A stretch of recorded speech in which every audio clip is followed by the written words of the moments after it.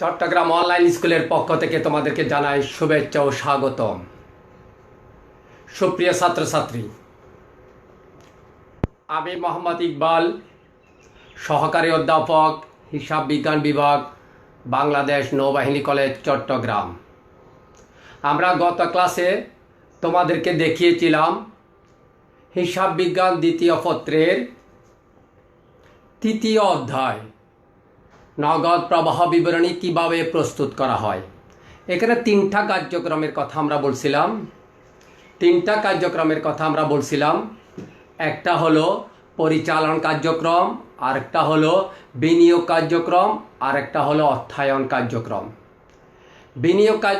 পরিচালন কার্যক্রম কিভাবে আমরা নগদ প্রবাহ বিবরণী বের করব, আন্তঃপ্রবাহ বের করব বা বহি প্রবাহ বের করব, বিনিয়োগ কার্যক্রম থেকে কিভাবে বের করব আর অর্থায়ন থেকে কিভাবে বের করব তার নিয়মাবলী আমরা দেখিয়ে দিয়েছিলাম। আজকে আমরা প্র্যাকটিক্যালি একটা অঙ্ক দেখব। তাহলে আমরা শুরু করি আজকের ক্লাস। নগদ প্রবাহ বিবরণী চট্টগ্রাম বোর্ড 2016 অঙ্কটা আমরা করব। দেখে নি আমরা চট্টগ্রাম বোর্ড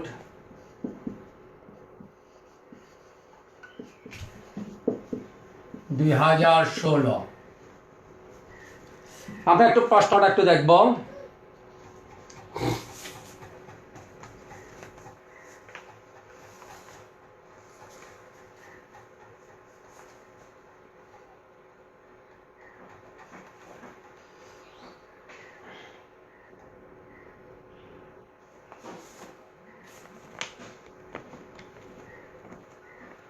চট্টগ্রাম বোর্ড 2016 দেখে নি।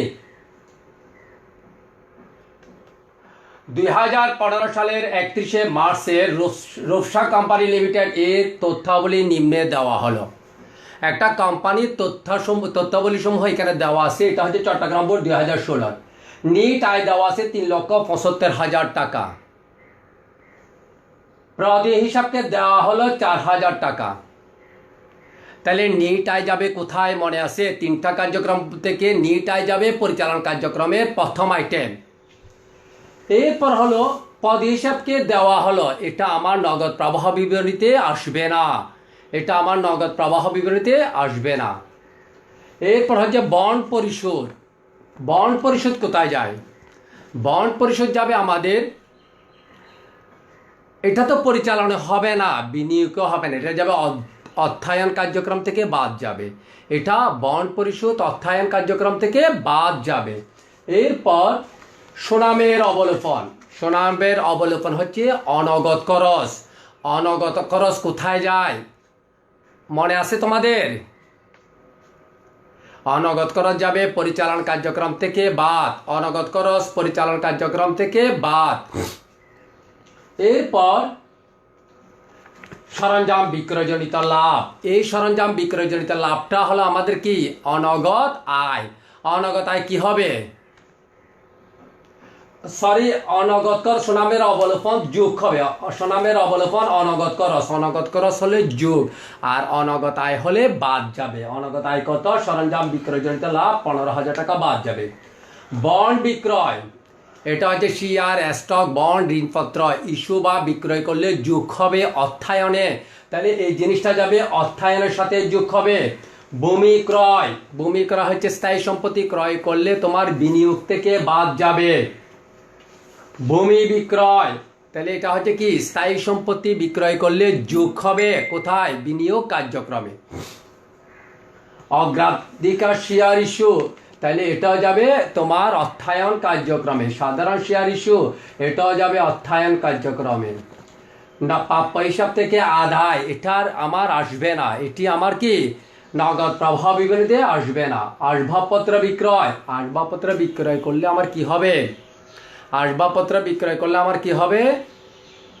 বলো দেখি, তোমার বিনিয়োগ কার্যক্রমে যোগ হবে।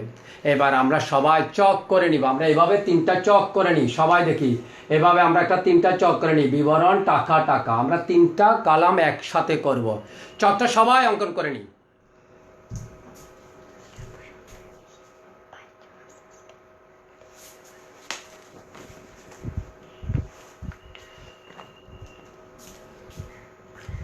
আমরা চকটা অঙ্কন করে নিই। দেখো তাহলে আমি 3টা চক প্রথমে করবো। একটার নাম দিব যে আমি পরিচালন কার্যক্রম হতে নগদ প্রবাহ, আরেকটার নাম দিব যে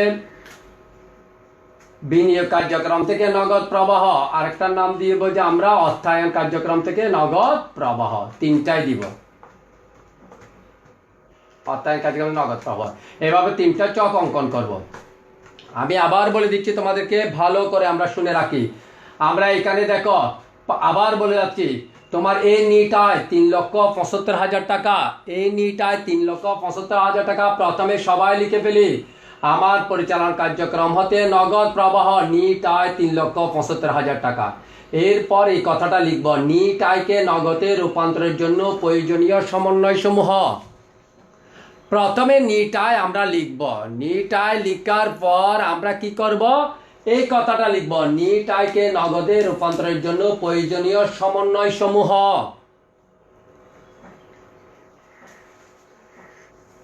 লেখা শেষ। এরপর দেখব পদে হিসাবকে দেওয়া হলো, এটা আমার আসবে না। পদে হিসাবকে দেওয়া হলো, এটা আসবে না। আমার বন্ড পরিশোধ যাবে তোমার অর্থায়নে, তাইলে আমার অর্থায়নে লিখে ফেলি বন্ড পরিশোধ, এটা বাদ যাবে, বিধা আমি ব্র্যাকেট দিলাম। আমি লিখব অর্থায়ন কার্যাবলী হতে নগদ প্রবাহ বন্ড পরিশোধ, আমি ব্র্যাকেট দিয়ে দিলাম, মানে এটা বাদ যাবে। এরপর আছে সুনামের অবলোপন। সুনামের অবলোপন হচ্ছে অনগদ খরচ। তাহলে অনগদ খরচ কি হয়, যোগ হবে কোথায়, পরিচালন কার্যক্রম হতে। তাহলে আমি লিখে দিচ্ছি, দেখো পরিচালন কার্যক্রমের সাথে যোগ করলাম নিট আয়কে নগদে রূপান্তরের জন্য প্রয়োজনীয় সমন্বয় সমূহ। সুনামের অবলোপন যোগ করলাম নগদ আয়, দেখি 15,000, এই 15,000 দেখো অনগদ আয় বাদ গেছে। সরঞ্জাম বিক্রয়জনিত লাভ বাদ যাবে। এরপর দেখো বন্ড বিক্রয় কোথায় যায়, এটা হচ্ছে শেয়ার, স্টক, বন্ড, ঋণপত্র ইস্যু করলে যোগ, ইস্যু বা বিক্রয় করলে যোগ। তাহলে বন্ড বিক্রয় আছে 3 লক্ষ টাকা, আমি এই 3 লাখ টাকা দেখো বন্ড বিক্রয় 3 লক্ষ টাকা আমি এখানে লিখে যোগ করলাম, যোগ দেখালাম 3 লাখ টাকা। এরপর আছে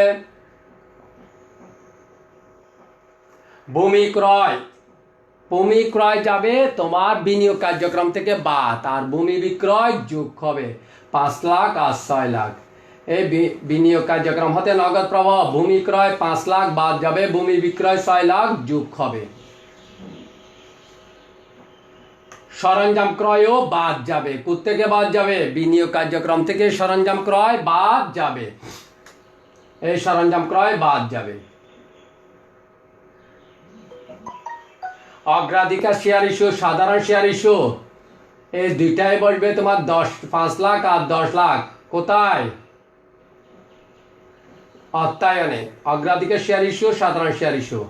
এরপরে যাবে কি তোমার আরেকটা আছে মনে হয়, কি আছে, আসবাবপত্র বিক্রয় 1 লাখ, এটা যোগ হবে বিনিয়োগ কার্যক্রমে, 1 লাখ যোগ হবে বিনিয়োগ কার্যক্রমে।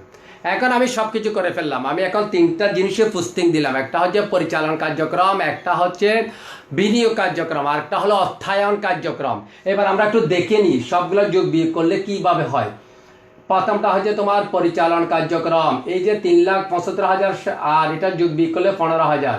পরিচালন কার্যক্রম হতে নিট নগদ সরবরাহ হচ্ছে 3,90,000, এভাবে লিখতে হবে। সুতরাং পরিচালন কার্যাবলী হতে নিট নগদ সরবরাহ 3,90,000। এরপর বিনিয়োগ কার্যক্রমে ভূমি বিক্রয়, সরঞ্জাম ক্রয়, আসবাবপত্রের বিক্রয়, এই 4টা যোগ বিয়োগ করলে ওটা ছিল, এটা ব্যবহার করছি। তাহলে বিনিয়োগ কার্যাবলী হতে নিট নগদ ব্যবহার হচ্ছে আমার 1 লাখ টাকা। আর অর্থায়ন কার্যক্রম হচ্ছে বন্ড পরিশোধ 2 লাখ, বন্ড বিক্রয় তোমার 3 লাখ, অগ্রাধিকার শেয়ার ইস্যু 50,000, সাধারণ শেয়ার ইস্যু 10 লাখ, যোগ করলে হবে 16 লাখ। তাইলে আমার এই 16 লাখ হচ্ছে তোমার কি অর্থায়ন কার্যক্রম হতে নিট সরবরাহ। আশা করি আমরা জিনিসটা কি বুঝতেছি। আমরা তিনটা কার্যক্রমের কথা বলছিলাম, এই অঙ্কেও তিনটা কার্যক্রম নিয়ে আমরা আলোচনা করছি। এই কার্যক্রমে আমরা তিনটা নিয়ে আলোচনা করলাম। কি কি কার্যক্রমগুলো আবার একটু মনে করি। আমরা করলাম তোমার এক, পরিচালন কার্যক্রম, পরিচালন কার্যক্রম। দুই করলাম বিনিয়োগ কার্যক্রম, বিনিয়োগ কার্যক্রম। তিন করলাম অর্থায়ন কার্যক্রম, অর্থায়ন কার্যক্রম। আবার বলি, পরিচালন কার্যক্রম হতে নগদ প্রবাহ বিবরণী বের করার জন্য তিনটা জিনিস আমি করতে হবে। তিনটা জিনিস করতে হবে। একটা হলো কি, নিট আয়ের সাথে অনগদ খরচ যোগ অনগদ আয় বিয়োগ, চলতি সম্পদ বৃদ্ধি পেলে বাদ চলতি সম্পদ হ্রাস পেলে যোগ, চলতি দায় বৃদ্ধি পেলে যোগ, চলতি দায় হ্রাস পেলে বিয়োগ। বিনিয়োগ কার্যক্রম একদম সোজা, স্থায়ী সম্পত্তি বিক্রয় করলে যোগ, ক্রয় করলে বাদ। আর অর্থায়ন কার্যক্রম হচ্ছে শেয়ার, স্টক, বন্ড, ঋণপত্র ইস্যু বা বিক্রয় করলে যোগ আর পরিশোধ করলে বাদ। আর এখানে একটা জিনিস মনে রাখতে হবে, লভ্যাংশ পরিশোধ বাদ যাবে। আমার বিশ্বাস এবার তোমরা অঙ্ক করতে পারবে। আমরা আরেকটা অঙ্ক দেখি। এটা হচ্ছে তোমার নাসির অ্যান্ড কোম্পানি 2016 সালের নিম্নলিখিত তথ্যাবলী নিম্নে প্রদত্ত হলো। যশোর বোর্ড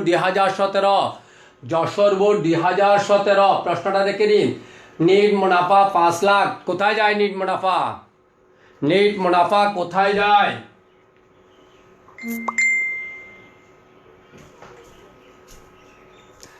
নিট মুনাফা কোথায় যায়? নিট মুনাফা যাবে তোমার পরিচালন কার্যক্রমে। অবচয় পরিচালন কার্যক্রমের সাথে কি হবে? যোগ হবে। এটা হচ্ছে অনগদ খরচ যোগ, এটাও অনগদ খরচ, এটাও যোগ হবে। বিবিধ দেনাদার হ্রাস মানে মজুদ পণ্য দেনাদার হচ্ছে কি? চলতি সম্পদ হ্রাস পাওয়া মানে কি হবে? যোগ হবে। মজুদ পণ্য বৃদ্ধি মানে চলতি সম্পদ বৃদ্ধি, তবে কি হবে? বাদ যাবে পরিচালন কার্যক্রম থেকে। বিবিধ পাওনাদার বৃদ্ধি, পাওনাদার হচ্ছে চলতি দায় যদি বাড়ে তাইলে কি? এটাও যোগ হবে পরিচালন কার্যক্রমে। আসবাবপত্র বিক্রয় তোমার সম্পদ কি হবে? হ্রাস পাবে, তাইলে হবে তোমার কি? বিনিয়োগ কার্যক্রমের সাথে যোগ হবে। আসবাবপত্র ক্রয় বিনিয়োগ কার্যক্রম থেকে বাদ যাবে। ভূমি ক্রয় বিনিয়োগ কার্যক্রম থেকে বাদ যাবে। লভ্যাংশ প্রদান অর্থায়ন কার্যক্রম থেকে বাদ যাবে, লভ্যাংশ প্রদান বাদ যাবে। বন্ধকি ঋণ পরিশোধ বাদ যাবে। বন্ডকে শেয়ারে রূপান্তর আসবে না, শেয়ারের বিনিময়ে দালান ক্রয় আসবে না। এটা নগদ উদ্বৃত্ত এখন আসবে না, এটা পরে আসবে।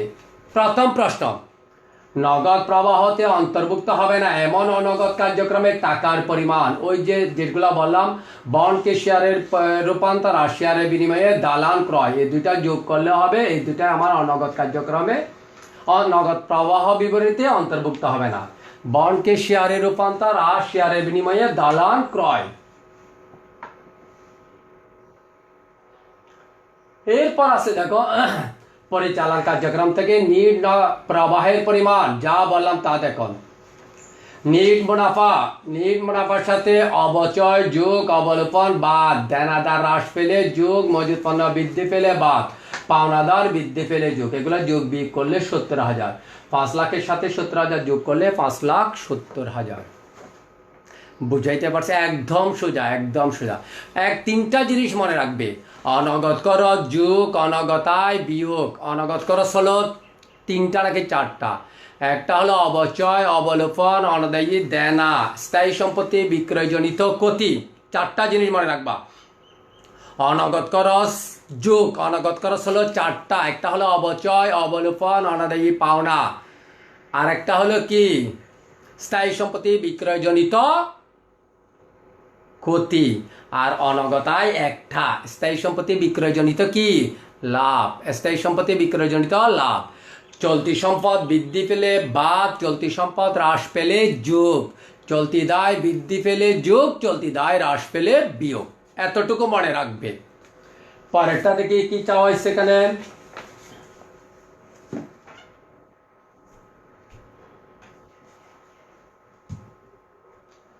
অর্থায়ন কার্যক্রম। এখানে অর্থায়ন কার্যক্রমে কি কি আছে একটু দেখি। লভ্যাংশ প্রদান একটা আছে, বন্ধকি ঋণ পরিশোধ একটা আছে, এই দুইটা আছে, দুইটা বসে দিলাম। অর্থায়ন কার্যক্রম, লভ্যাংশ প্রদান, বন্ধকি ঋণ পরিশোধ, দুইটা যোগ করলে হয়ে যাবে কি তোমার অর্থায়ন কার্যক্রম থেকে নগদ প্রবাহ। তবে এখানে বিনিয়োগ কার্যক্রম করে নাই, আমরা কিন্তু অঙ্কটাতে বিনিয়োগ কার্যক্রম করব শিকার জন্য। আমরা দেখি বিনিয়োগ কার্যক্রমটা আমরা একটু করব।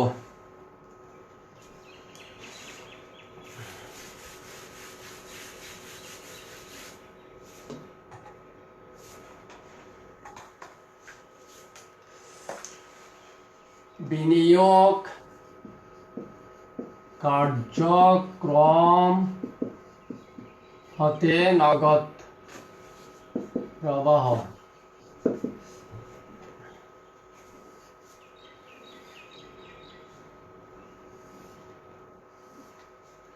বিবরণ টাকা টাকা যাই আমরা দেখি।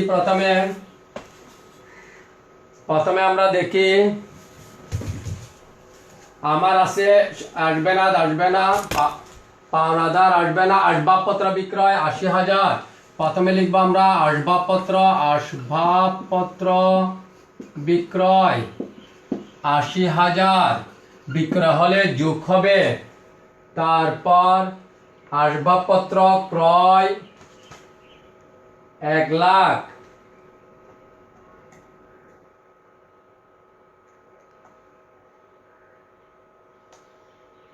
আসবাবপত্র ক্রয় ১,০০,০০০, আসবাবপত্র ক্রয় ১,০০,০০০ বাদ যাবে। তারপর ভূমি ক্রয় ১,৬০,০০০, ভূমি ক্রয় ১,৬০,০০০ ক্রয় হলেও বাদ যাবে। আর কিছু আছে? আর নাই। লভ্যাংশ প্রদান আসবে না, বলতে আর আসবে না, শেয়ার বিনিময় আসবে না। তাহলে আমার এখানে কত হলো? ২,৬০,০০০ থেকে ৮০,০০০ গেলে কত? ১,৮০,০০০ ব্র্যাকেট দিয়ে হবে না। কেমনে? এটা কি যোগফল কত হচ্ছে? ২,৬০,০০০, ২,৬০,০০০ থেকে ১,৮০,০০০, ঠিক আছে, ১,৮০,০০০। এটা হচ্ছে কি বিনিয়োগ কার্যক্রম থেকে লিখতে হবে। সুতরাং বিনিয়োগ কার্যক্রম হতে নগদ বহিঃপ্রবাহ, দুইটা বহিঃপ্রবাহ ১,৮০,০০০।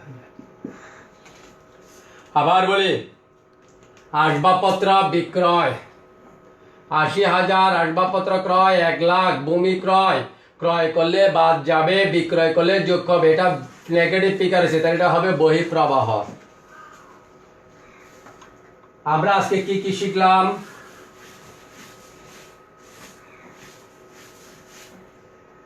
আমরা আজকে দুইটা অঙ্ক করাইছি। একটা অঙ্ক হলো তোমার চট্টগ্রাম বোর্ড ২০১৬, আর একটা হলো যশোর বোর্ড ২০১৭।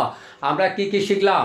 আমরা শিখলাম কিভাবে তোমার নগদ প্রবাহ বিবরণী প্রস্তুত করতে হয়। বেসিক্যালি পরীক্ষায় তোমার পরিচালন কার্যক্রম, বিনিয়োগ কার্যক্রম, অর্থায়ন কার্যক্রম, এই তিনটা কার্যক্রম আসে। যদি আমাকে পুরোটাই নগদ প্রবাহ বিবরণী করতে বলে, সেই ক্ষেত্রে আমরা তিনটা যোগ করে প্রারম্ভিক হাতে নগদ যোগ করে দিলে হয়ে যাবে। এরকম একটা অঙ্ক পরে দেখাবো।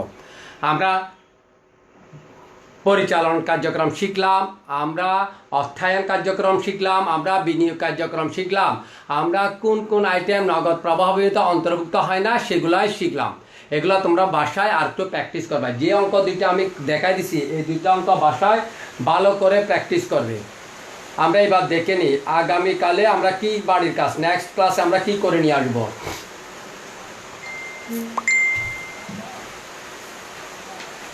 আমরা নেক্সট ক্লাসে আনবো বরিশাল বোর্ড 2017। বরিশাল বোর্ড 2017 অঙ্কটা একটু পরে দেখি। লেখা আছে 2016 সালে 1 জানুয়ারি তারিখে পূর্ণ লিমিটেড এই নগদ উদ্বৃত্ত ছিল 2,10,000 টাকা। এটা হচ্ছে প্রারম্ভিক খাতে নগদ।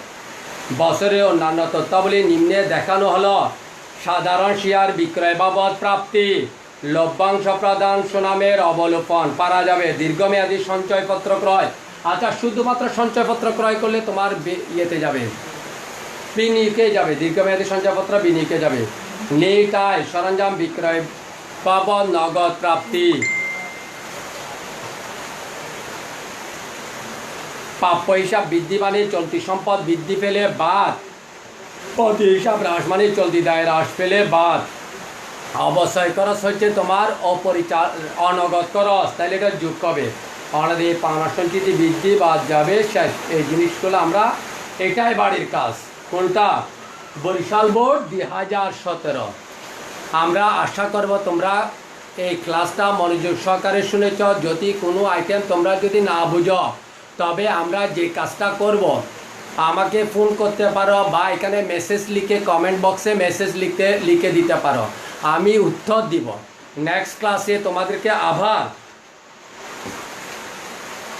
নগদ প্রবাহ বিবরণীর, এটা হচ্ছে একটা সালের অঙ্ক করাইলাম। আমরা নেক্সট ক্লাসে দুটো সাল, অর্থাৎ 2016-17 দুইটা সাল থাকবে। দুইটা সালের মধ্যে পার্থক্য করে কিভাবে আমরা অঙ্ক করব সেটা দেখাবো। সবাই সুস্থ থাকবে, সরকারি স্বাস্থ্যবিধি মেনে চলবে, বাসায় থাকবে, নিয়মিত পড়াশোনা করবে। তোমাদের উজ্জ্বল ভবিষ্যৎ কামনা করি। তোমরা ভবিষ্যতে আলোকিত মানুষ হও, এই প্রত্যাশা রেখে আজকের মতো এখানেই শেষ করলাম। আল্লাহ হাফেজ, ভালো থাকো।